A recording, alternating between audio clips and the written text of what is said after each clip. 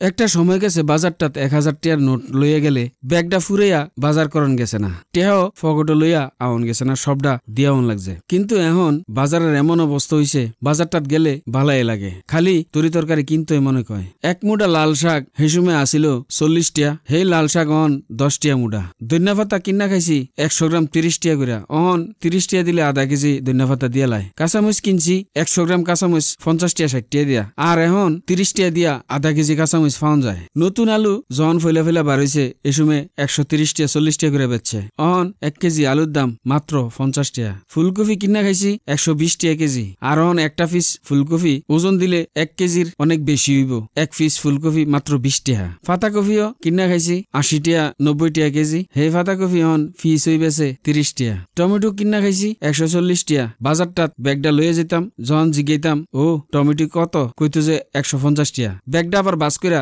দুত্রা কইরা বাউ করে লইতাম, বেহা হইয়া আবার চলে আইতাম। কেরে এত টিয়া দিয়ে কোনো তরকারি কিনুন যেত না। 1 কেজি সইয়ের দাম আছিল 150 টিয়া, সেই সই এখন 60 টিয়া 70 টিয়া। পেঁয়াজ কিনছি 90 টিয়া 100 টিয়া দিয়া, অহন পেঁয়াজ 40 টিয়া 50 টিয়া হাদে। প্রতিবেশী রাষ্ট্রের দাদারারে কইতাম চাই, আপনারা পেঁয়াজ না ফাটাইলো আলু না ফাটাইলো আমরা দেশ পেঁয়াজের দাম আলুর দাম কিন্তু কমে।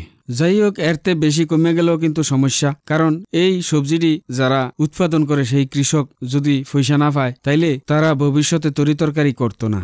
যখন কৃষকের গড় ফসলটা আসিল না তখন 100 টিয়া কেজি, আর কৃষকের ফসলটা যখন উঠছে তখন যদি বাজারও 20 টিয়ায় পাওয়া যায় তাইলে তো তারা 15 টিয়া বেচছে, তাইলে তারার কি ফুটছেনি? এই জিনিসটাও কিন্তু আমরা সাউন্ড লাগবো। বাজারের একটা সামঞ্জস্যতা লইয়ে হইব, যেন মধ্যস্বত্বভোগীরা বেশি টিয়া পয়সা খাইতে না পারে। যেটা কৃষকের গড় 30 টিয়া, বাজারে যদি এটা 70 টিয়া দিয়া খাওয়ান লাগে, এই মাঝখানে 40 টিয়া কেডা খায়, এই জিনিসটা টয়া বাইর করতে হইব। বাজারটাত গেলে মনটা ফুর্তি ফুর্তি লাগে, কারণ সবুজ শাকসবজি পুরা বাজার ভরপুর। আমরা যারা সাধারণ মানুষ, যারা আয় সীমিত, তারার লাগা এটা হইল একটা খুশির জিনিস।